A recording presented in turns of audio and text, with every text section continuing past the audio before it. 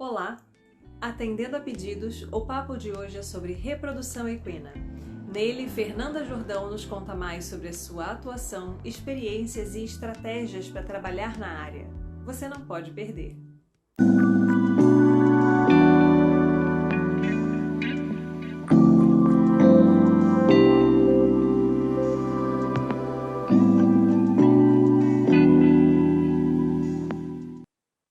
Olá, seja muito bem-vindo ao Papo de Veterinária. É um grande prazer ter você aqui com a gente hoje.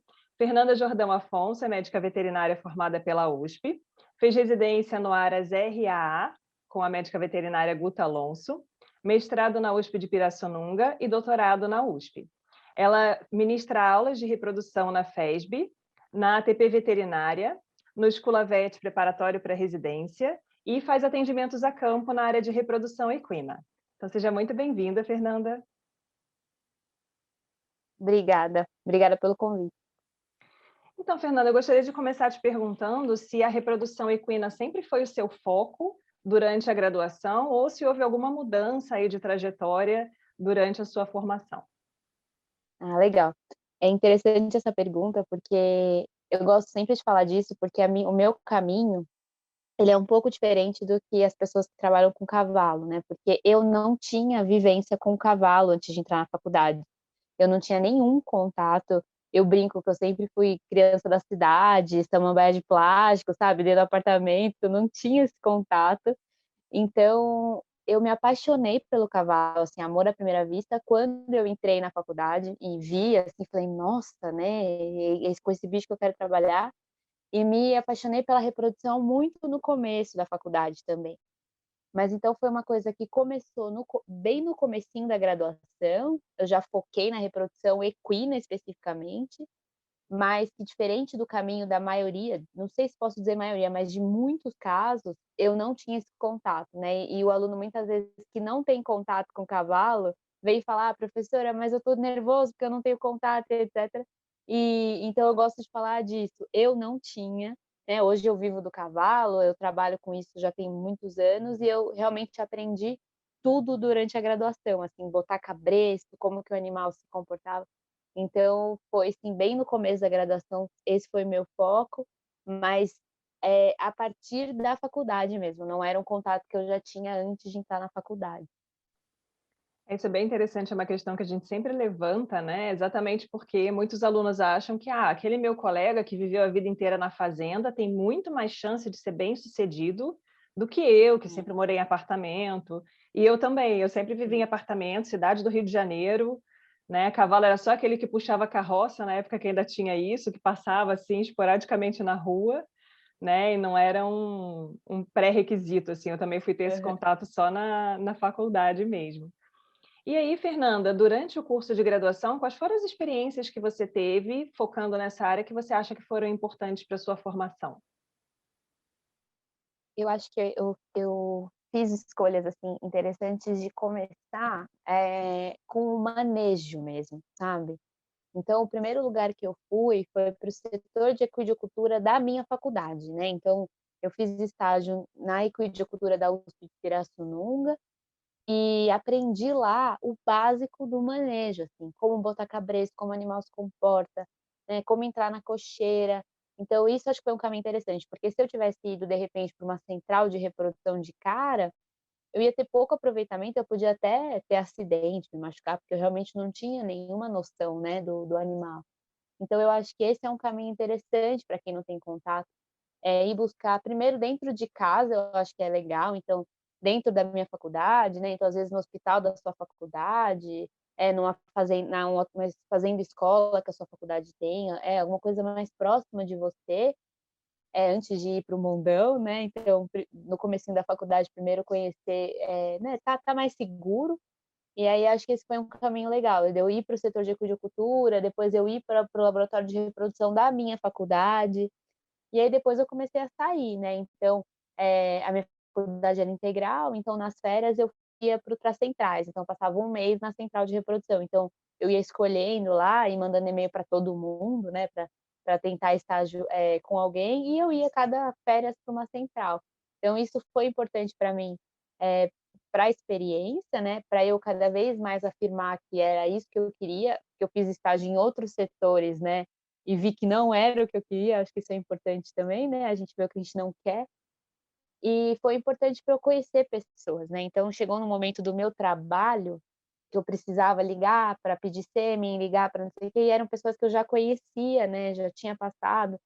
Então eu acho que fazer esse contato, né, ainda mais num meio tão pequeno que é a reprodução de cavalo, não tem jeito, todo mundo conhece todo mundo, a gente precisa se conversar, então quanto mais cedo, né, você faz esse contato, melhor. Então acho que essas experiências de primeiro começar num setor geral, né, dentro da minha faculdade, porque eu não tinha essa experiência com cavalo, e depois ir indo para centrais de reprodução. Acho que isso foi um caminho que me abriu muitas portas. Muito bacana. E aí, por que você considerou que seria importante fazer o curso de residência, né? Depois que você se graduou, você passar pela experiência da residência e aí você ter essa oportunidade especificamente em um Aras, né? Que veio sendo seu foco ao longo da graduação, mas por que a residência e não sair direto para trabalhar a campo? É, então, 2 motivos. Eu acho que o primeiro deles é a falta de experiência, né, a gente sai da faculdade, por mais que o perfil da minha faculdade em específico é um perfil de ter mais contato prático, né, que a gente às vezes não vê nos nossos alunos tanto assim, né, por conta da oportunidade que a faculdade oferece, mas mesmo assim, a gente se sente muito sem experiência prática, com medo, né, de sair, pegar cliente, etcétera. Então eu tinha esse foco de fazer a residência para aprender mesmo coisas que eu sabia que eu não estava preparada. Eu sabia muita coisa na teoria, né, eu sabia, achava que sabia muito, né, de teoria, mas a prática é outra realidade, né, não é muito que às vezes não bate muito, né, com as coisas que a gente vê. Então, esse foi um dos motivos. O segundo motivo foi, ter cliente mesmo, né, as pessoas me conhecerem. Eu era desconhecida, completamente desconhecida na área, né, então a residência, acabou me trazendo clientes. Meus primeiros clientes foram pessoas que me conheceram lá dentro da residência, né, então as pessoas vão lá, vão visitar os cavalos, conhecem a Guta, que é muito famosa na área, que é uma referência. Então ser residente da Guta me trazia uma certa credibilidade. Então era por causa disso, né, para eu ter, a experiência e o nome, né, para conseguir os meus primeiros clientes. E eu posso até citar uma outra razão, que era a falta de verba para comprar equipamento, né, como que a gente sai da faculdade comprando ultrassom, sonda, lupa, microscópio, né, não tem como, né. E na residência acaba que você não tem nada, né, quem tem é a central que você trabalha, e você também não responde diretamente por tudo, né. Existe uma pessoa te supervisionando e respondendo, né, passando satisfação aos clientes, né, então você acaba tendo um respaldo muito interessante para quem está começando, né, então tem uma pessoa meio que se responsabilizando por você e pelas coisas que você faz. Então era mais ou menos pensando nisso, eu não tenho como comprar ultrassom agora, né, não estou acabando de sair da faculdade, não conheço, não vou conseguir cliente de uma hora para outra, e não tenho experiência prática, mesmo que eu tenha cliente, como que eu vou sair sozinha coletando embrião? Não tem como. Então a residência foi meio nesse sentido para mim, e para mim foi um divisor, assim, eu aprendi tudo que eu sei praticamente, assim, a Guta é uma professora, né, então, para mim foi uma escola mesmo a residência, eu conheci muita gente e eu tive os meus primeiros clientes e até hoje, quando eu consigo clientes ou eu, né, tô conversando, tô negociando, eu ter sido residente da Guta faz diferença às vezes na escolha do proprietário, então para mim a residência foi um divisor mesmo, assim, eu indico muito para quem tem interesse na área. Sim, interessante porque, a gente está muito habituado a ver os programas de residência, principalmente de universidades, né. E Uhum. especificamente na área de reprodução, muitas vezes o aluno fica na dúvida, porque em muitas instituições não existe uma reprodução específica para uma espécie. E na atuação a campo, isso acaba sendo muito afunilado, né. Em geral, quem trabalha com reprodução de equino é equino, bovino é bovino, pequenos é pequenos. E na residência em universidade, muitas vezes você passa por todas essas áreas, né. E não é acho que tão frequente assim, os ARAs, né, e as centrais oferecerem esses programas de residência, ou isso já está se tornando mais comum? Você que vive nessa área, né, isso já está mais É, frequente, os alunos já têm mais opções de locais para procurar, ou ainda é um pouco restrito? então, é muito frequente, tem bastante central precisando de residente, só que não é formal como na universidade, então acho que é aí que mora a dificuldade, né, porque na universidade a gente tem um edital, né, então o aluno sabe, o dia que é a prova, o que cai na prova, o aluno sabe quando ele entra, quando ele sai, né, o aluno sabe quanto ele vai receber de remuneração, né, e a residência em central ela é muito informal. Então assim, o que os alunos vêm me procurar às vezes: "Como que eu faço para virar residente de central?" E eu falo: faz estágio, enche o saco do dono da central até ele não aguentar mais olhar para sua cara e te contratar como residente", porque é assim que o processo funciona. Sabe, a gente faz estágio há tanto tempo lá, aí a gente vira uma pessoa de confiança do dono da central, e quando ele precisa de residente, o residente dele vai embora, ou ele precisa de mais um, aí você já está lá, né. Então é muito difícil mesmo falar para o aluno que está procurando uma residência isso, né, é uma coisa muito vamos ter que contar um pouco com as oportunidades, né, tá no lugar certo na hora certa, então é muito sofrido mesmo. De uns anos para cá, eu ouço falar que existem algumas centrais que já estão com processos mais formais. Então já tem central de reprodução em São Paulo, abrindo programas de residência com edital, com prova, com entrevista.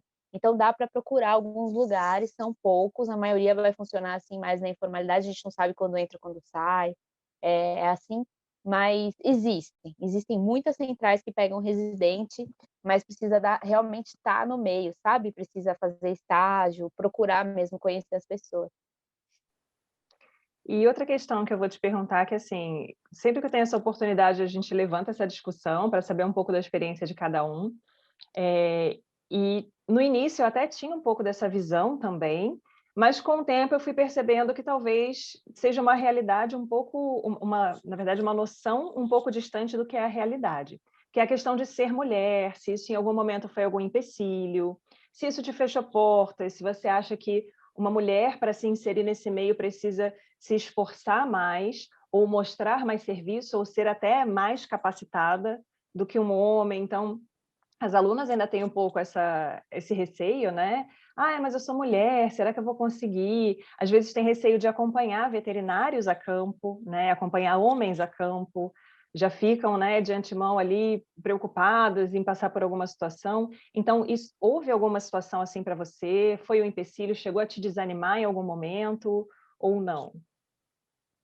Olha, é um tema que é muito importante ser levantado, sabe, eu acho muito essencial que a gente fale disso, porque eu quando estava na graduação, eu nunca tinha ouvido falar, nunca ninguém falou para mim, o quanto seria diferente, o mundo lá fora por eu ser mulher, eu não tinha realmente essa noção.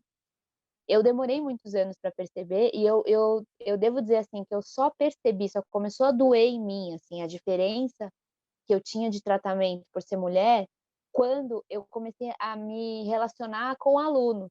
Então, quando eu comecei a ter estagiário, quando eu comecei a dar aula, a dar curso, aí que eu comecei a perceber as meninas vindo para mim e falando: "Eu quero desistir, eu sinto que não é para mim, meu sonho é trabalhar com cavalo, mas eu vou para pequenos, porque meu professor falou que cavalo não é para mulher. Professora, eu quero trabalhar com cavalo, mas eu tenho medo de fazer estágio, porque só tem homem, eu vou ficar numa casa que só tem homem." Então esse tipo de relato, às vezes vindo de aluna minha que eu falava: "Gente, essa menina é tão inteligente, essa menina é tão capacitada, e ela vai desistir, porque a gente está numa sociedade que não permite que ela se sinta livre." Isso começou a doer em mim demais, assim, e aí eu comecei a levantar essa bandeira muito, assim, então agora meu Instagram tá um pouco parado, porque eu tenho um bebê, né, mas, antes de eu ter bebê, eu estava todo dia lá nos stories falando: "Gente, hoje aconteceu isso, hoje aconteceu aquilo, gente, não sei o quê." Então, meu Instagram, ele é a bandeira da mulher aonde ela quiser, não é mulher com grandes, né, é mulher aonde ela quiser. Então, eu até hoje estou chamada em mesa redonda para falar sobre esse assunto, porque é uma bandeira que eu levanto mesmo, porque, hoje eu passo por várias coisas, assim, de escutar várias coisas, porque hoje eu tenho um pouco mais de consciência do que eu tinha na época da graduação, e ainda assim ainda me pega de calça curta às vezes, sabe. Às vezes eu tô num Aras, a pessoa faz um comentário, daí eu fico: "Caramba, eu respondo, eu não respondo?". Aí você volta engasgada, falando: "Ah, eu devia ter respondido. Ah, mas eu fiquei com medo de responder. Ah, mas só tinha homem". Então eu acho que é importante a o homem também, porque ele também faz parte desse movimento, né, mas a menina saber, é o mundo que ela vai encontrar lá fora, que não é igual, não é igual, sabe, que ela vai ter que se preocupar com a roupa que ela vai sair, porque ela vai coletar embrião numa determinada posição e vai ter um homem fazendo alguma piada, vai ter um homem olhando para ela vai ter que se preocupar, por exemplo, a gente vai fazer uma inseminação de sêmen congelado, eu sou obrigada a dormir de madrugada no Aras, eu tenho preocupações que os veterinários meus colegas não têm, eu tenho medo, a casa que eu vou ficar, como é, onde que eu tô, sabe, então eu acho que é importante, assim, que isso não sirva como um desestímulo, sabe, que a menina não desista por isso, mas que ela saiba disso. Se a gente sair achando que o mundo é lindo, né, que a gente vive numa sociedade igualitária e que isso não e que o machismo social que a gente tem não se reflete na veterinária, isso eu acho que é um problema, sabe. Então eu acho que ter essa consciência faz muita diferença, então por isso que eu falo muito disso. Eu acho que as alunas hoje, elas saem mais preparadas, porque às vezes a gente sai, toma a primeira patada de: "Ah, mas você é mulher, você não vai conseguir. Ah, esse garanhão, você que veio coletar o garanhão, sabe, o garanhão é bravo, olha o seu tamanho, você não sabe, tipo, esse tipo de coisa a gente escuta, vai enfraquecendo a gente, né, então a gente vai se sentindo cada vez mais insegura, até chegar um momento que a gente fala: "Ah, não é pra mim mesmo, né, não deve ser, porque tá todo mundo falando que não é, então não deve ser, né". Ou então, que nem você falou, ao primeiro erro, todo mundo erra, o homem, a mulher, todo mundo, a gente é ser humano, né, vai acontecer acidente, vai acontecer, o cavalo vai dar a louca, vai acontecer com todo mundo. Mas como eu já estou me sentindo não pertencente àquele lugar, a primeira vez que uma égua escapar e sair correndo, eu vou falar: "Aí, tá vendo? Não é para mim mesmo, eu vou trabalhar com pequenos", não, óbvio, não desqualificando pequenos, mas é uma área que a sociedade aceita mais, né, que a mulher que trabalha com pequenos é mais aceita. Então tem isso, e tem outra coisa, a insubordinação, né, porque a gente trabalha num meio muito masculino. A gente no Brasil, né, na Europa, por exemplo, a realidade é outra, os tratadores são mulheres, as mulheres são gerentes de áreas, mas no Brasil ainda é um meio muito masculino. Então, quando a gente está como veterinária do ARA, seja como reprodução ou como for, a gente está numa posição eh, superior em termos de hierarquia, né, a gente que vai dar a ordem, a gente que vai falar: "Faz isso, faz aquilo". E é difícil para alguns homens, né, aceitar receber ordem de mulher por conta, né, Deus o livre, né, eu sou superior aqui, porque a sociedade me falou isso. Então tem muita camada. Tem o medo, tem o preconceito, tem a insubordinação, sabe. Então, é claro que a gente tem que mostrar mais resultado para acreditarem na gente, sabe, a gente tem às vezes a gente chega e é totalmente desacreditada, o proprietário até acredita, mas os funcionários não. Então eu já tive que fazer, assim, sei lá, 90% de resultado para o funcionário virar para mim e falar: "Caramba, doutora, eu achava que a senhora não conseguia, sabe, eu duvidei". Por que que ele duvidou de mim? Será que se fosse um homem ele duvidaria também, né?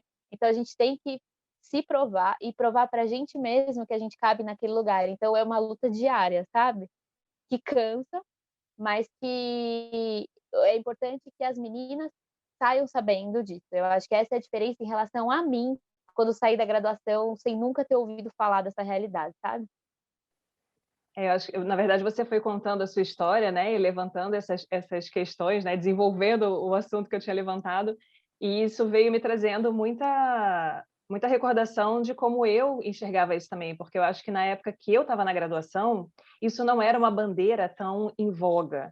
Então a gente ouvia falar da questão do preconceito: "Ah, mas grande", eu já vi, veterinárias mulheres comentando: "Ah, aquela estagiária, nossa, ela é super boazinha, ela é competente, mas olha só, ela tem 1,5 m, ela é muito magra, como é que ela vai trabalhar com cavalo?", né. Então, tem a questão até física, né, às vezes se é uma mulher de 1,90 m, 1,80 m, né, as pessoas vão dar um pouco mais de crédito, é uma pessoa mais robusta, se você é menorzinha, se você é mais magrinha, já vão achar que você fisicamente não tem, competência para lidar com aquela situação, sendo que a gente está tratando com o animal exatamente por ser, né, mais inteligente, não mais forte, né, que se a gente fosse contar com força física, Exatamente. ninguém ia ganhar do cavalo.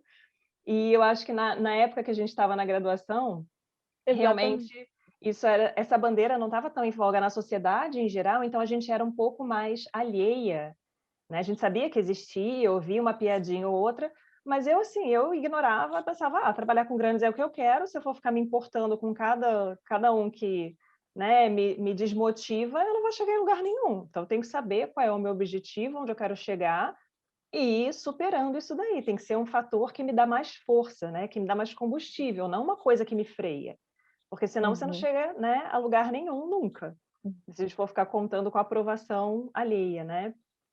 Mas essa questão de hoje em dia estar mais em voga e as meninas já chegam de antemão com essa preocupação muito mais, visível, né, e elas têm muito essa questão de procurar aquela professora que é mulher, que trabalha na área para ter uma referência.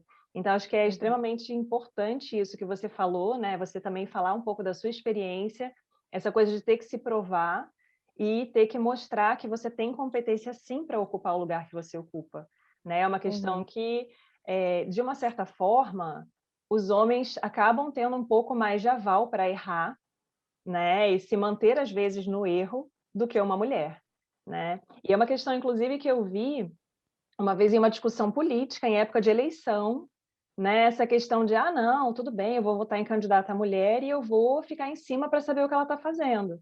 E aí a entrevistada nessa situação estava falando: "Pois é, a questão é exatamente essa, porque quando você opta por eleger uma mulher ou por colocar a mulher em uma determinada posição, você acaba cobrando muito mais dela do que você cobraria se fosse um homem".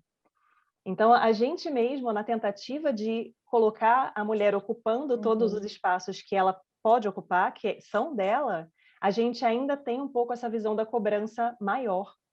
Então são sim, vários aspectos que a gente tem que policiar o tempo inteiro, né, para uhum, poder, né, fazer parte desse movimento e contribuir, porque a gente, em muitas situações, também é machista, né? A sim, gente já vem de uma criação que a nossa forma foi essa. Então a gente tem que é, quebrar esses paradigmas todos os dias, né? uhum, sim, Então isso é isso mesmo. é muito bacana a sua experiência. E você acha que o fato de você ter trabalhado em uma central em que a dona era mulher, né, que já tinha um status, já era conhecida na área, já era uma referência, acabou sendo um impacto positivo para você? Te deu mais aquele gás de dizer: "Não, ó, ela pode, eu posso também", né, as mulheres podem. Então, eu acho interessante até você perguntar isso, porque eu acho que isso acabou sendo um atenuante para mim, sabe, porque eu como com a realidade que eu tinha na época da graduação, eu saí, sem ter essa consciência do mundo lá fora, né, sem ter esse tipo de pauta, a gente não falava sobre isso, né, que nem você falou, não era uma coisa tão discutida. Então, quando eu cheguei na central, isso serviu mais para me dificultar mais ainda de enxergar as coisas, né. Então, lá a realidade é outra, ela tá na central dela, ela tem, né, é outra questão ali, né, do que você sair sozinha, né, com teu carro ali, teu ultrassom no meio do mato, né, indo encontrar as pessoas sozinha, né, a gente não sabe o que vai acontecer. Então eu acho que a gente tem que tomar cuidado um pouco com isso, de usar essas referências como justificativa de que: "Ah não, o machismo não existe porque tem, né, a veterinária tal, a referência tal, e é que nem você falou sobre a política, né. Ah, tem a deputada tal, tem a presidenta, mas isso não quer dizer que, né, olha o quanto de mulheres não ocupam os espaços, né, a gente está numa sociedade majoritariamente feminina, e olha, dá uma olhada para a Assembleia, para o Congresso, né, a gente tem o tanto de homem que a gente tem, então falar: "Ah não, mas tem aquela deputada", não quer dizer que a gente está numa sociedade igualitária ainda.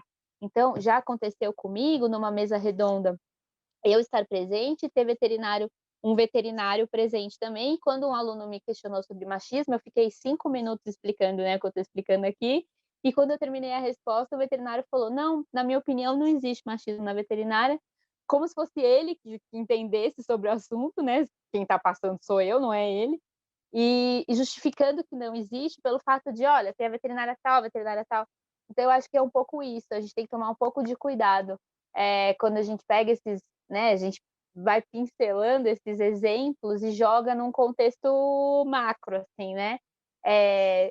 Então acho que foi isso que aconteceu comigo. Quando eu entrei na central, me deparei, né, com a Guta, aquela referência, mulher, então para mim eu já não levantava essa problemática, então foi mais um motivo para eu não levantar, né, então acho que atrasou um pouco mais talvez a minha percepção nesse sentido. Não sei Maravilhosa. se ficou bom. Maravilhosa, adoro, é muito bom.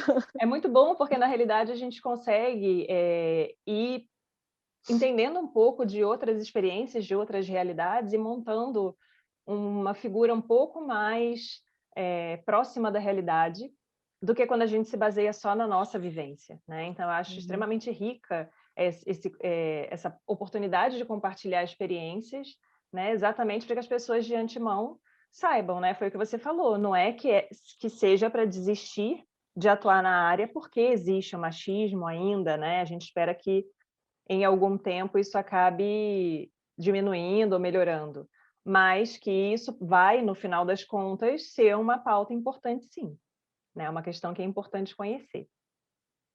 E aí, Fernanda, eu gostaria de te perguntar, além, né, de toda essa sua formação, você tinha já o intuito de, além de trabalhar a campo com reprodução, dar aula também?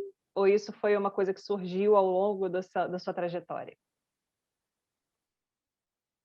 Olha, não tinha o intuito nem de dar aula, nem de ir para a área acadêmica, imagina, fiz mestrado e doutorado, não tinha a menor intenção. Eu estudava na USP que a gente tinha muita pressão por iniciação científica, né, na USP a gente tem muito não é pressão, né, mas um incentivo um pouco forte de ir para a área acadêmica e eu odiava, falava: "Deus me livre, eu não quero, eu não gosto, eu quero ir para o campo, eu quero trabalhar, eu quero", sabe, eu tinha um pouco essa visão, de só querer, né, estar no ar, estar mexendo nos bichos e tal. E aí eu fui chamada para fazer mestrado, na verdade eu fui parar na casa da Guta, que é uma pessoa extremamente acadêmica, e aí quando eu cheguei na central, o professor que foi meu orientador do mestrado, o professor Rubens, me convidou, falou: "Ah, já que você quer tanto ser residente da Guta, que era meu objetivo de vida, já que você quer tanto, por que que você" e a Guta fazia o doutorado com ele, "por que que você não enquanto você faz a residência, não faz um mestrado comigo?" Aí eu falei: "Nossa, pelo amor de Deus, não faz sentido, eu odeio tudo isso", eu não tinha nem currículo para entrar no mestrado, porque eu não tinha feito iniciação, não tinha publicação, né, e o professor falava: "Gente, uma aluna da USP sem iniciação, que vergonha", sabe. E eu realmente não tinha esse e eu tive que galgar ali um jeito, né, escrever resumo, porque eu entrei no mestrado mesmo, porque para mim eu queria ser residente, foi mais ou menos essa a minha trajetória. E aí me apaixonei pela ciência num grau, assim, né, fui entender, a importância da ciência para a sociedade, né, qual que é a função ali do cientista, né, da vida acadêmica, e aí foi um caminho sem volta, né, fui me envolvendo num monte de projeto de mestrado, um monte de projeto de doutorado, e aí, no meio da ciência, a vida acadêmica vem, né, a gente acaba dando uma aulinha aqui, uma aulinha ali, é chamado para dar uma palestra na semana acadêmica, quando você vê, você tá dando aula pra caramba, você tá o dia inteiro dando aula.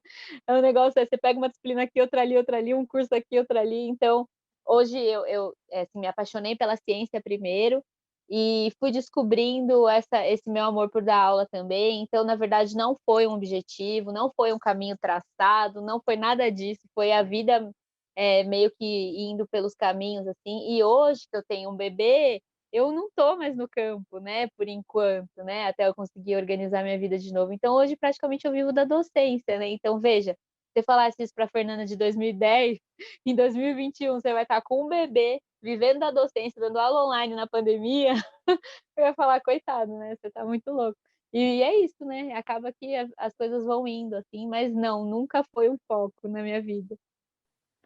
E é muito importante, na realidade, a interligação entre essas 2 áreas, né, porque, eu tive muito essa noção quando eu comecei a fazer estágio fora da minha universidade, porque na época eu estava numa federal, então não eram todas as cadeiras, né, que compunham ali o curso de graduação, que eram fortes na pesquisa, então eu não tinha muito essa visão. E aí quando eu fui fazer estágio numa instituição de São Paulo, que eu fui para a Unesp de Jaboticabal, eu falei: "Nossa, mas os professores estão sempre atualizados dentro do que está mais recente, né, de publicação, de técnica. Oh, meu Deus, como isso acontece?". Aí que me veio aquele balde, né, de água fria, tipo: "Minha filha, isso é uma pessoa que trabalha com pós-graduação, com ciência, com pesquisa. A pessoa está sempre por dentro do que está acontecendo, ela está acompanhando e ela está contribuindo para que as coisas melhorem, e também é uma forma de trazer um retorno para a sociedade, embora muitas pessoas não compreendam dessa forma, né? Porque nem sempre o trabalho que o cientista faz, ele é imediatamente transposto para um benefício para a sociedade. Às vezes são anos pesquisando um determinado aspecto, até que você tenha aquilo ali inserido na prática, no dia a dia das pessoas. E quando se insere, as pessoas deixam de ter essa noção de que veio de uma pesquisa, veio de uma universidade, de um instituto de pesquisa, enfim. Então tem muito esse aspecto que às vezes a gente, quando não tem essa base acadêmica, né, pais que trabalham em universidade, né, familiares que trabalham com pesquisa, a gente não tem muito essa noção, né. E o conhecimento de campo, em contrapartida, ele também é extremamente importante, porque outra questão que eu percebo é que, às vezes, o aluno acha que o professor que dá aula 40 horas dentro de uma universidade não sabe o que é a vida de campo, né? Eles o professor não tem noção o que é um mercado, né? Como faz para se inserir. Né? Às vezes as pessoas acham que tem um pouco essa coisa de um certo conforto, que é extremamente oposto a isso, de você trabalhar dentro de uma universidade. Já está lá na vaga dele, né? Trabalhando lá, dando aula, como se fosse apenas isso. É. E você acaba, né, agora não por uma questão, né, privada, enfim, né, equilibrar a família, né, criança pequena, atendimento a campo, a aula realmente é inviável durante certo período, mas com certeza você vai voltar gloriosa para o campo. Ah, E a gente às vezes fica um pouco, né, com essa sensação de que é tudo muito segmentado, né, um setor não conversa com o outro.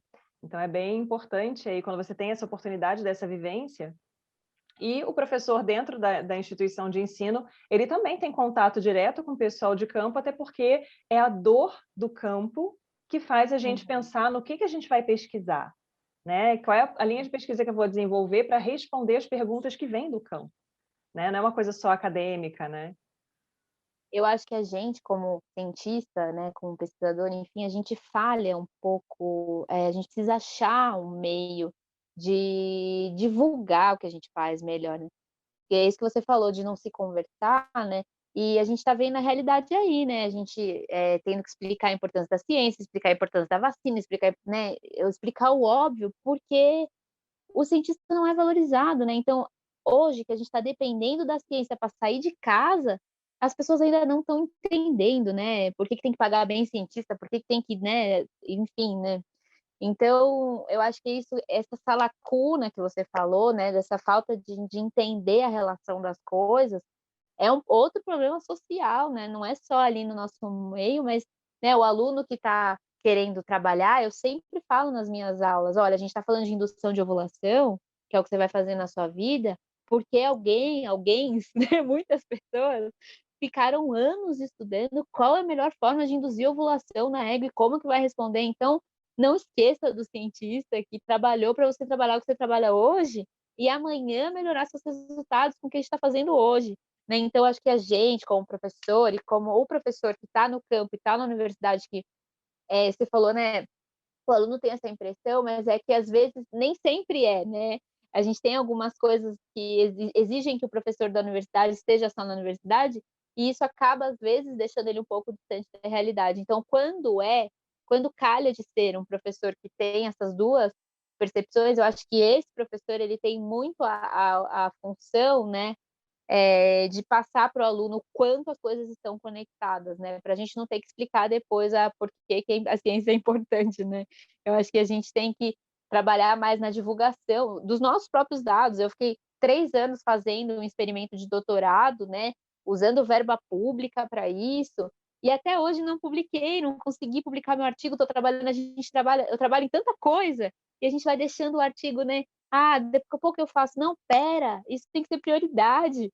Eu preciso mostrar para a sociedade os meus resultados, senão qual sentido faz eu ficar 3 anos trabalhando nisso, né. Eu acho que falta essa visão para o próprio cientista.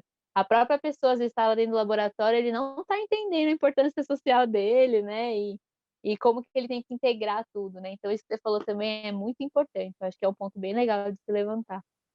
É porque também a gente tem várias exigências, né? Quando você está dentro de uma instituição, que você tem aquele tripé, né? Ensino, pesquisa e extensão, em geral a gente é muito mais reconhecido quando tem bons resultados de pesquisa do que quando faz extensão, que é exatamente esse link entre a universidade e a sociedade, e quando a gente está no ensino, a gente forma muitas pessoas, mas nem sempre isso traz o destaque que o professor mereceria ter, né? Você está formando o capital de trabalho daquela profissão, né? Você está contribuindo para que essa profissão continue atuando e continue trazendo benefício para a sociedade. Então, a gente tem tantas pautas aí que envolvem, inclusive, a veterinária, né? A questão do trabalho na saúde única, né? A importância do veterinário na saúde única, a saúde pública, né? Que está inserida nesse contexto, a questão, né, do médico veterinário ser ou não grupo prioritário de vacinação para Covid, né? Então, assim, é tanta pauta que a gente fica 15 dias conversando aqui e não encerra o assunto, né?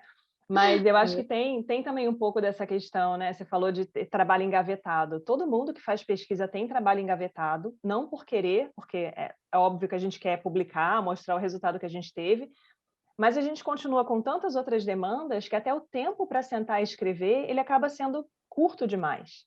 Então é bem difícil conciliar também todas essas funções, e mais do que isso, quando você trabalha na pesquisa, o que vai te trazer um reconhecimento, o que vai fazer você ser chamado para palestra, é o artigo que você publicou numa revista muito boa, muito conceituada, e outros pesquisadores usarem o seu trabalho como referência, e nem sempre você vai conseguir aquela calma e aquela tradução do trabalho que você fez para uma linguagem acessível. Porque uma coisa é você É, conversar com alguém da mesma área que usa aquela mesma linguagem, outra coisa é você traduzir aquilo para uma pessoa que às vezes tem uma instrução mínima, né? Que às vezes precisa realmente de uma outra abordagem para entender a importância daquele trabalho. Então são várias questões aí que a gente tem que ficar de olho, né? E como tudo na vida é aquele trabalho de formiguinha, né? Uma hora você olha e fala, pô, tô deixando isso aqui de lado, deixa eu focar um pouco mais. Mas a partir do momento que você direciona aquela energia, né, para aquela função ali, alguma outra coisa está ficando meio de lado. E aí a gente vai sim. tentando, né, fazer esse equilíbrio aí de várias situações na vida. É isso mesmo. E aí, Fernanda, o que que você teria para sugerir para pessoas que, né, acho que a gente pode falar especialmente mulheres, né, porque tem um pouco dessa experiência, dessa pegada também, da importância da construção do caminho até você conseguir trabalhar na área que você deseja, porque uma queixa que eu escuto muito é: ah, eu gosto de reprodução, mas o mercado é muito fechado, é difícil entrar, é difícil ter contato, quem vai me dar essa oportunidade, né? Então, embora você já tenha falado um pouco sobre isso, né, o que que você aconselharia para as pessoas que querem trabalhar nessa área? Olha, eu acho que uma coisa importante é a gente ter objetivo, traçado, assim, né, então eu falo para o pessoal, assim: "Escreve quais são os seus planos", sabe, então, qual é o meu plano A, qual que é o meu plano B, sabe, se o B não der certo, qual que é o meu plano C, e coloca no papel, tira da cabeça, porque, sai né, do âmbito do imaginário e vai um pouco mais para o concreto quando você escreve. Porque isso funcionou para mim, porque, assim, o meu foco era fazer residência em central. Então, eu trabalhava nesse sentido, sabe. Então, por exemplo, quando eu fui fazer meu obrigatório, meu estágio obrigatório, né, que a gente faz no final do curso, eu tinha minhas listas de centrais que eu achava que eram possíveis centrais que iriam me contratar como residente. Então, o aluno às vezes vira para mim, eu dou aula para o 5º ano, eles falam: "Professora, o que que você acha melhor? Eu ficar 3 meses no mesmo lugar ou eu ir cada mês do estágio para um lugar diferente?". E eu pergunto para o aluno: "O que que você quer da vida? Qual que é teu objetivo?", né. Aí ele não sabe às vezes, não é tanto culpa dele, é um momento difícil mesmo de imaturidade, de insegurança, né, o aluno da veterinária demora para ganhar dinheiro, né, então às vezes você vê você lá com o seu final da graduação, nunca ganhou R$ 1 e você tem o seu amigo que está no final da graduação de publicidade, já está trabalhando de direito, né. Então realmente é um período difícil, e a gente não é questão de culpar ou de julgar o aluno, mas o aluno chega sem foco, sem objetivo. E aí eu, como orientadora, não tenho nem como falar, "Que você quer? O que que você quer depois? O seu obrigatório vai servir para quê?", né, você não sabe. "Ah não, eu quero residência em universidade", então vai para dentro da universidade. "Ah, eu quero mestrado", "Você quer mestrado?". Você já fez estágio em laboratório? Você sabe como é a vida do laboratório? Você sabe como é ficar o dia inteiro dentro de uma caixinha no ar-condicionado, às vezes você não pode acender a luz, você está trabalhando com o sol da fluorescente. Você já fez isso? Né, então, mestrado não é só escrever, né, você já ficou lendo artigo 20 dias seguidos sem parar? Então, assim, a vivência, do que você quer fazer na sua vida, sabe. Então, eu quero trabalhar com reprodução, eu sei, esse é meu sonho, eu amo cavalo, eu amo reprodução. Você já pegou 300 quilômetros de estrada por dia? Você sabe como é que é almoçar no carro? Você sabe como é que é você entrar no carro toda cheia de xixi na bota e ficar 3 horas com xixi na bota, porque você tem que ir para outra área que é 200 quilômetros? Então, vai para o veterinário que faz reprodução e fala: "Posso te acompanhar uma semana, um mês, o quanto ele deixar?", né, porque já aconteceu comigo da pessoa: "Eu amo reprodução", e vim fazer estágio comigo e na primeira semana falar: "Professora, desculpa, mas eu não consigo mais. Eu não aguento mais essa correria, você não para explicar as coisas", sabe, porque é uma vida louca, a reprodução de cavalo é uma vida louca, sabe, a gente não tem, eu não me orgulho disso, eu não acho bonito isso, não falo isso com orgulho, que a gente não tem horário para almoçar, não sei o quê, porque as pessoas às vezes falam isso com orgulho. Eu não acho isso bonito, né, eu acho que seria mais bacana que a gente tivesse condições melhores de trabalho, mas infelizmente eu rodo 300 quilômetros por dia, eu como no carro, sabe, não é, às vezes a gente come um monte de besteira, aí fica com gastrite, triglicérides alto, pedra na vesícula, sabe. Então eu acho que, assim, um caminho é conhecer, ter, primeiro, ter foco, ter objetivo, ter escrito no papel o que você quer da sua vida, e aí baseado no que você quer da sua vida, você vai atrás, do que você precisa para alcançar aquilo, né. Então se você e você pode ir riscando, né, então meu sonho é reprodução. Fiz estágio com 3 pessoas, peguei estrada o dia inteiro, descobri que eu odeio estrada, não é para mim, já arrisca isso aí, vai pensar em outra coisa. Às vezes você gosta de reprodução, você gosta de mestrado, então vai trabalhar com mestrado, vai fazer um mestrado em reprodução, sabe, vamos readequar as expectativas, né. Então, faz seus planos A, plano B, plano C no seu caderninho, escreve, e aí busca informação, busca, sabe. Nossa, hoje em dia, que você não encontra no Instagram, né, o que você não encontra no YouTube, esse canal maravilhoso seu aqui de que a pessoa pode escutar a experiência, olha que coisa rica, né. Na minha época não tinha ninguém para falar tudo isso para mim, coitada. Não tinha nem internet direito, né. Então, né, hoje em dia tá tão mais fácil, né, então a pessoa entra no seu canal e escuta veterinários falando da sua realidade, né. Pronto, você gostou disso? Então vai atrás, você não gostou, então risca da sua listinha. Então, busca informação e não tenha vergonha de aparecer. Eu acho que isso é muito importante de falar. A gente não sabe, né, a gente morre de vergonha, a gente quer se esconder atrás dos supervisores aí, e não, sabe, quando eu fazia residência, o cliente chegava, eu pulava na frente dele: "Viu, fui eu que fiquei ali vendo sua égua parir de madrugada", sabe. Enquanto eu vejo, às vezes eu chego para levar embrião na central, eu vejo o residente se escondendo quando o cliente chega, né, porque ele não quer, ele tá cansado, ele ganha mal, ele não quer conversar, mas gente, é a chance, quem não aparece não é lembrado, né, então a gente precisa aparecer. Então você está no congresso, tem aquela rodinha de gente conversando, se enfia no meio, né, ninguém te conhece, mas vai te conhecer agora, né. Então eu acho que infelizmente ou não, né, porque não vai ser o perfil de todo mundo, mas não tem jeito. Na veterinária a gente não consegue as coisas só por currículo, né, eu posso ter o maior currículo do mundo, se o cara nunca me viu, ele não vai dar a égua dele na minha mão.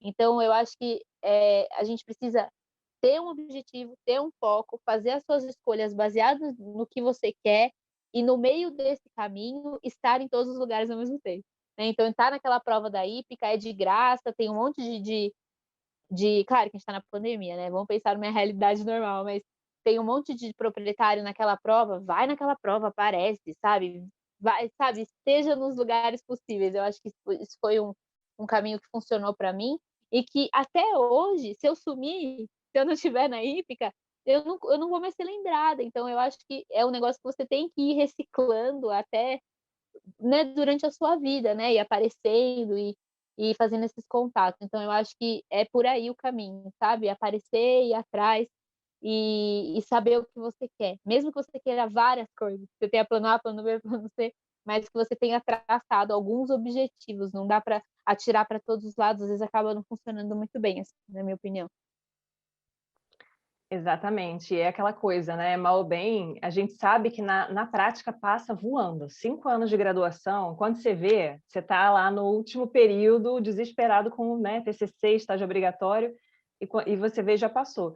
Mas, né, se a gente botar pensar de maneira um pouco mais organizada, a pessoa tem 5 anos para passar pelas áreas que ela tem desejo de trabalhar, para ter essas experiências, que é exatamente o que você falou. Eu acho que esse conceito que a gente tem quando entra na universidade, do que eu amo, do que eu quero fazer, ele é muito abstrato, ele é muito abstrato, né? Especialmente se você não vivenciou, se você, eu estou acompanhando o Instagram, os Instagrams de veterinário, eles são lotados de pessoas jovens que têm o desejo de serem médicos veterinários, mas que não fazem ideia do que demanda se formar naquela profissão.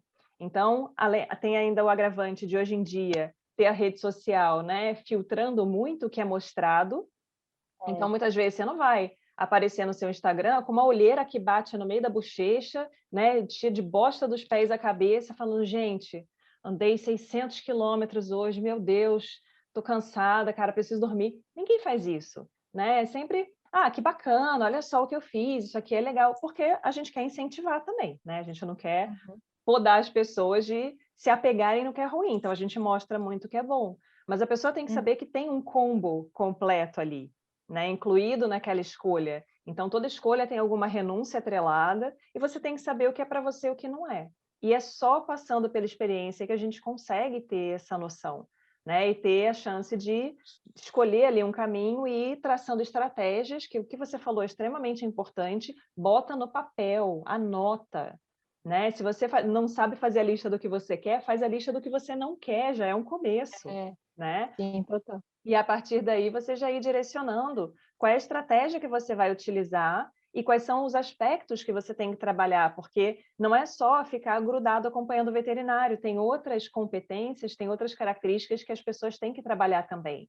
Você tem que saber se comunicar, você tem que aparecer nas situações, nos eventos, sempre de uma maneira positiva também, né? Não adianta você ir lá no evento na hípica bêbado, né? Cair, passar vergonha, É. abraçar uma pessoa que você nunca viu, perder a noção completamente. Evento em congresso, né? Congresso é a mesma coisa, outros tipos de evento. Então, É. você entrar em contato com professores da área, com pessoas que são referências, né? Então, aquele cara que Uhum. é o pesquisador da área, mesmo que você não queira docência, mas você quer um contato, uma oportunidade de conviver com aquele cara ali, acompanhar, saber o que está sendo feito na área, você tem que ir lá e se mostrar de uma forma positiva. E são muitos Uhum. aspectos que, às vezes, o aluno não trabalha, né? E fica essa É. situação, às vezes, a vergonha, ela pode passar como desinteresse. Isso é muito negativo, porque são as experiências que você tem, as pessoas que você convive, que vão trazer as indicações para você progredir ali, né? O que você Exatamente. falou, essa frase é uma verdade que eu acho que não tem como contestar, né? Quem não é visto não é lembrado. É. Se você não está presente, se você não está, né, conversando com as pessoas, ninguém vai lembrar. Ah, não, pô, tem aquela menina lá, ela é bacana, pô, ela é competente, ela é interessada, vamos chamar ela, vamos integrar ela aqui nessa atividade, né? Então, isso realmente É é isso mesmo. essencial. Fê, adorei Uhum. conversar com você. Já estou íntima até, né, Fê? Ai, eu adorei também. Adorei, obrigada.